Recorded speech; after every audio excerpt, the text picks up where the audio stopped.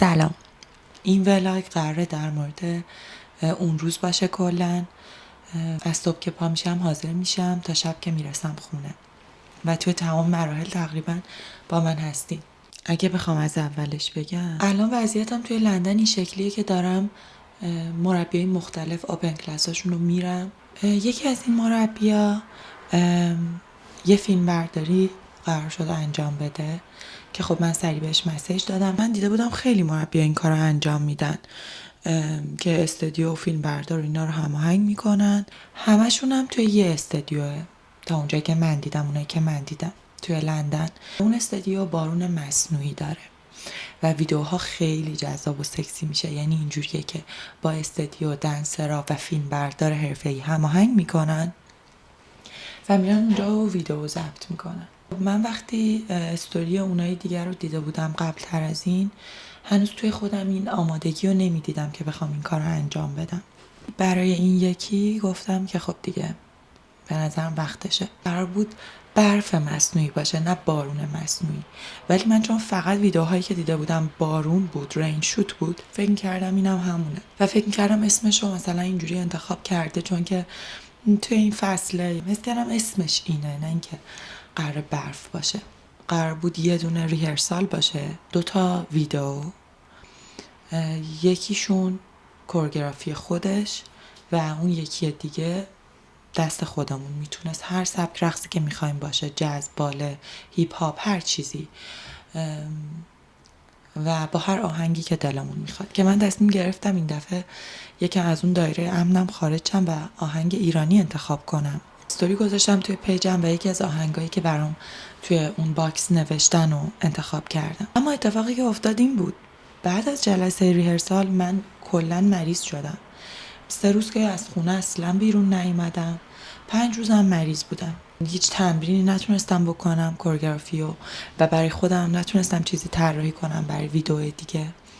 توی خونه سعی می‌کردم بهش فکر کنم، یه کارایی بکنم، فضا خیلی نداشتم. دیگه بیشتر از این پرحرفی نمی‌کنم که خودتون کامل ببینید و از صبحش قرار با من باشید تا شب. امیدوارم دوست داشته باشید.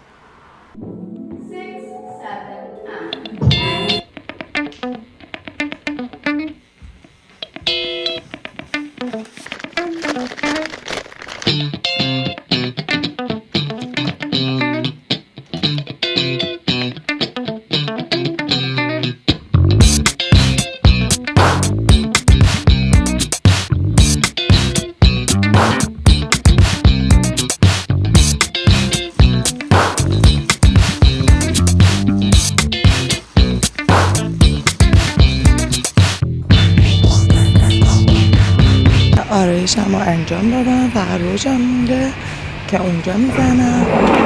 موام خیلی مهم نیست چون که اونجا خیس میشه، در هر صورت مدل مو خیسه دیگه، فرقی نداره فرش کنی صافش کنی. قطرم هم اومد.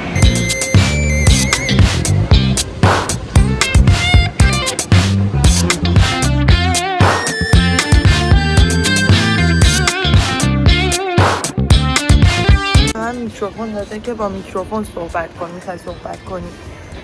میکروفون یه چیزی وصله به گوشی، باز یه چیزی اصلا کارا به من نیومد. قیافه رو برای من که ماشین ندارم یکی از سخت ترین کارها توی لندن اینه که وقتی یه عکاسی یا یه فیلم برداری هست مرتب برسم اونجا، چون الان مخصوصا تمام روز بارون بود و خب خیلی سخته. و این که نمیدونستم تیکت و اینا میخواد. وقتی رسیدم اینجا تازه فهمیدم که باید تیکت بگیرم و کلی معطل شدم، واسه همین قراره دیر برسم. تصوری ندارم چجوری استرس دارم. و از اونجایی که بعد ریهرسالمون که توی هفته پیش بود و کورگرافی رو یاد گرفتیم مریض شدم، هیچی هم تمرین نکردم. حالا بریم ببینیم چجوری میشه. الان قطار هم میرسیم.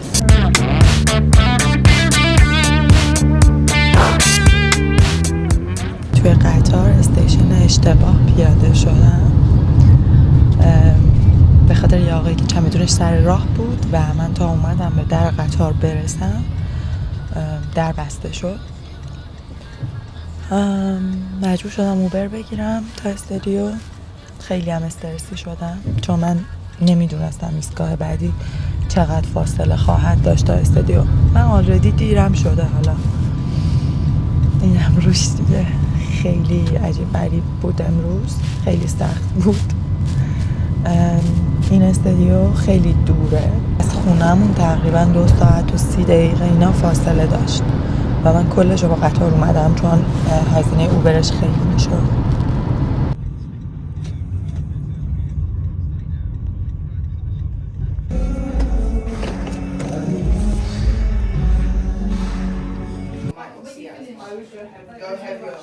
That looks so nice. Oh yes, yes. Very cool. Thank you so much. This way. Like that looks better. Okay. Yeah. 100% looks better.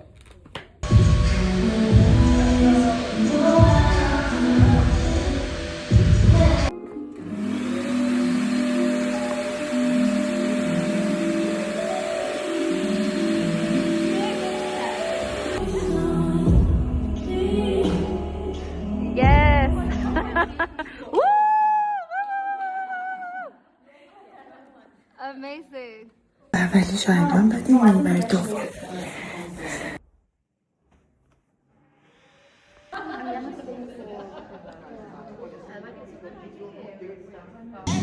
Let's go.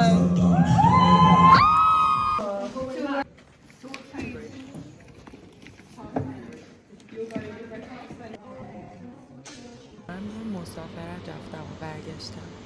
خیلی بدن دردم الان. من فکر میکردم رین شوته، نگو برف بود. تا خونم کلی راهه.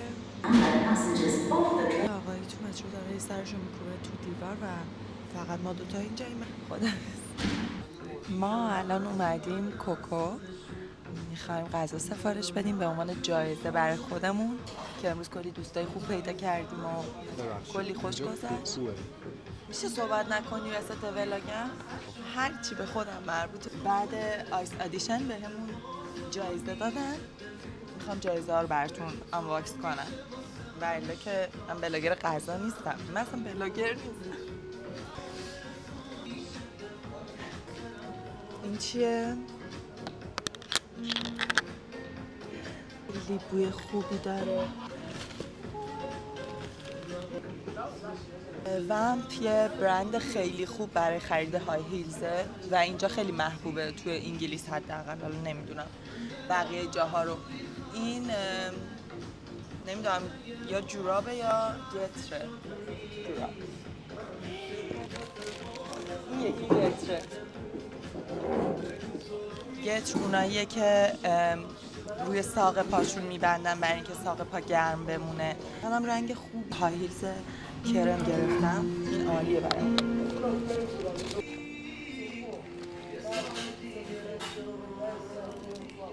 خب اینا همش دیگه خوراکیه. تو گفت با مامانش نشسته درست کرده. روش هم نوشته Let it snow. دیگه بقیهش همه شکلاته، شکلات، پاستیل، خوراکی، از این چیزا. همین دیگه. امروز تموم شد. خیلی بهم خوش گذشت با اینکه خیلی مسیرش سخت بود، ولی با یه عالمه دخترای ساپورتیو باحال آشنا شدم و الانم که میخوام با یه غذای خوشمزه به خودم جایزه بدم. مدل حالا این ویدیوها رو که ادیت کنم و اینا کاملا مشخصه که تا حالا تو زندگیم ولاگ نگرفتم و حرف نزدم با دوربین، ولی خب از اونجایی که خیلی خودم الان حس خوبی دارم، شما هم مجبورین حس خوب داشته باشید.